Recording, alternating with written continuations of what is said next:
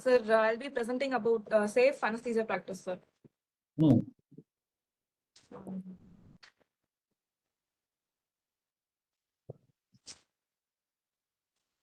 There are international standards for the safe practice of anesthesia, which are developed on behalf of the World Federation of Society of Anesthesiologists and the World Health Organization.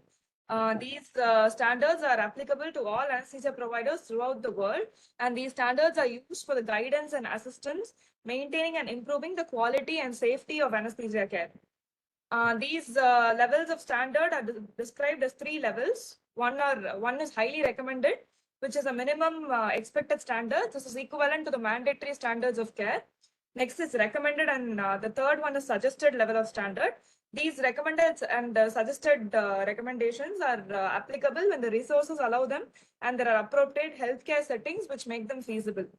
So the ultimate goal is that in any setting, we should practice the highest possible standards that are feasible for us. The standards are grouped under 5 headings. The first one is professional aspects. Second is facilities and equipments. Third is regarding medications and IV fluids. Fourth is monitoring. And fifth is the conduct of anesthesia. Now, coming to the professional aspects of standards. First, there should be effective communication and teamwork between all the healthcare workers, and all anesthesia providers should be trained according to the nationally recognized standards. And the highly recommended minimum mandatory standards include that anesthesia should be provided or led by an anesthesiologist.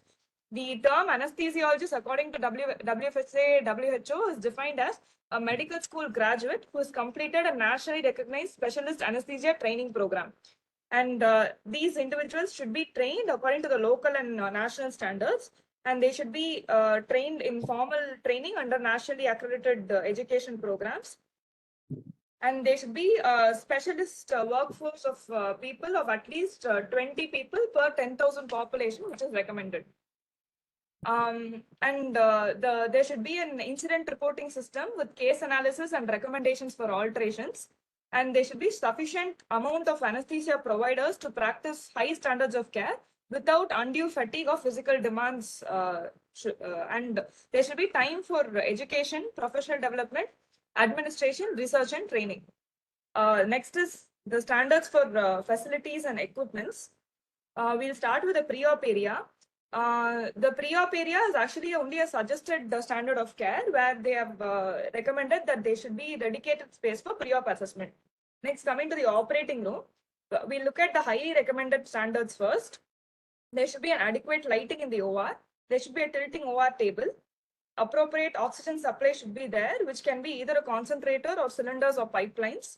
Oropharyngeal airways, face masks, laryngoscopes with appropriate size blades for adult and pediatrics, appropriate size ET tubes for adult and pediatrics, intubation aids such as bougies, stillets, and Magill's forceps, suction devices and catheters, self-inflating bags for adult and pediatrics, IV infusion sets for adult and pediatrics, and equipments for spinal anesthesia and regional anesthesia and neuroaxial blockade, sterile gloves, access to a defibrillator, access to stethoscope, pulse oximeter, carbon dioxide detector, and non-invasive BP monitor. The recommended standards for facilities and equipments are that there should be a work surface and adequate storage for these equipments and medications. And there should be a system for delivering inhalation anesthesia with an anti-hypoxia device and a system to prevent misconnection. Next is there should be an automated ventilator with a disconnect alarm, IV pressure bath, warmer for IV fluids and blood, examination gloves, continuous waveform capnometry, electrocardiogram, intermittent temperature monitoring, and nerve stimulator. The suggested standards for operating room are there should be a system for delivering inhalation agents, adult and pediatric supraglottic airway devices, infusion pumps, warming blankets, overhead heater for neonates, infant incubators, ICU ventilators, invasive BP monitoring, and continuous temperature monitoring. Next is the post-anesthesia unit. The minimum mandatory standards include that there should be an adequate lighting, oxygen supply with suction device and catheters, appropriate airway devices, ECG, defibrillator, pulse ox, and non-invasive BP monitor. The recommended standards include that there should be a dedicated space for recovering patients with examination gloves and intermittent temperature monitors. Next, we come to the medications and IV fluids. The minimum, highly recommended minimum mandatory intraoperative medications include ketamine, diazepam or midazolam, morphine, any local anesthesia like lignocaine or bupivacaine, and dextrose for neonates. The recommended standards of intraoperative medications are thiopentone or propofol, any inhalational agent, succinylcholine, any non-depolarizing neuromuscular blocker, and neostigmine. The suggested standards are propofol, any alternative inhalational agent, and any alternative non-depolarizing muscle relaxant. Next is IV fluid. The minimum IV fluid that we need for an operating room is saline for loading injections and NS or RL for maintenance. The recommended standards include mannitol and plasmalite. There are no suggested standards for this. And resuscitative medications, the highly recommended resuscitative medications that should be present in each OR includes oxygen, Adri, atropine, and dextrose. The recommended medications include amiodarone, ephedrine, noradrenaline, phenylephrine, and hydrocortisone. Again, there are no suggested medications. And the minimum post-op medications that should be present are morphine, paracetamol, and appropriate NSAIDs. The suggested post-op medications include tramadol, gabapentin, and oxycodone. Other medications, out of which the minimum mandatory requirement should be magnesium. Recommended is salbutamol, calcium gluconate, hydrolysine, and furosemide. Suggested medications include glycerol trinitrate and heparin. Next, we go into the standards for monitoring.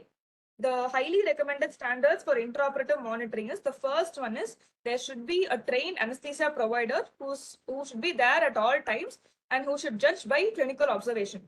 The minimum mandatory standards include pulse rate quality and tissue oxygenation and perfusion, respiratory rate, breathing system bag movements, heart sounds and audible signals and alarms, continuous pulse oximetry, intermittent non-invasive BP monitor, and carbon dioxide detector in case a patient is intubated. The recommended standards include inspiratory oxygen concentration monitor, any device to prevent hypoxic gas mixture delivery. There should be a disconnect alarm, a continuous ECG monitoring, intermittent temperature monitoring, peripheral neuromuscular monitor, continuous CAPNO waveform. The suggested standards include continuous inspired and expired gas volumes, and continuous inspired and expired concentration of inhalational agents, continuous arterial monitoring and temperature monitoring wherever required, with continuous urine output monitoring and a process EEG again whenever required. Coming to the post-operative standards, again, the highly recommended standards include the clinical observation in terms of tissue perfusion, respiratory rate, and pulse rate. There should be continuous pulse oximetry that is available in the post-anesthesia care unit. Intermittent non-invasive BP monitoring should be there. And there should be a pain assessment scale which is appropriate for each age group in the post-anesthesia care unit. And there should be a anesthesia provider or a nurse who's trained to assess such pain scales. The recommended monitoring includes intermittent temperature monitoring, and the suggested monitoring includes urine output monitoring. Next, coming to the conduct of anesthesia.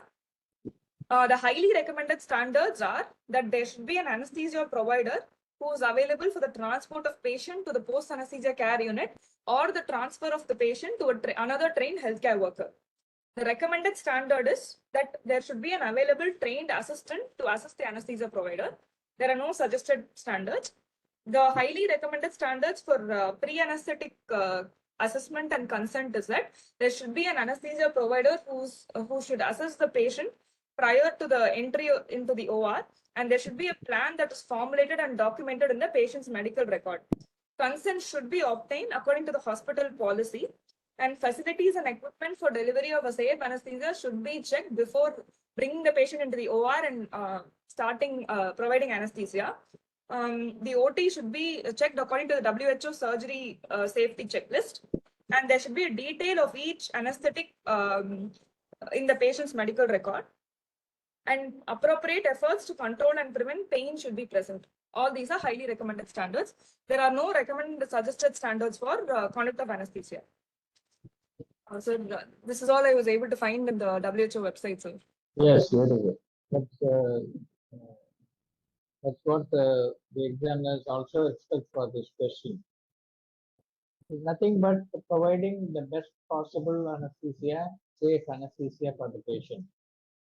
And safe practice, some people include the safety issues that are likely to affect the anesthesiologist apart from the patient and the surgeons.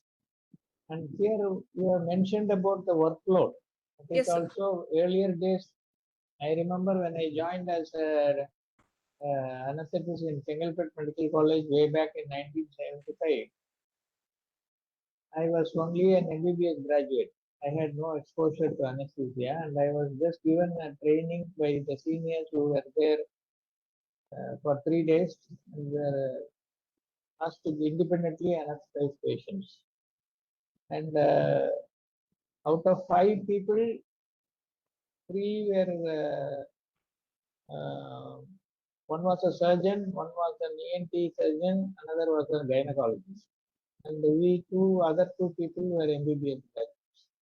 So all the 5 were unqualified anesthetists, and the head OD only was a qualified person. And we were asked to do duty continuously 2 or 3 days also, because the 3 people who belong to the other department got transferred.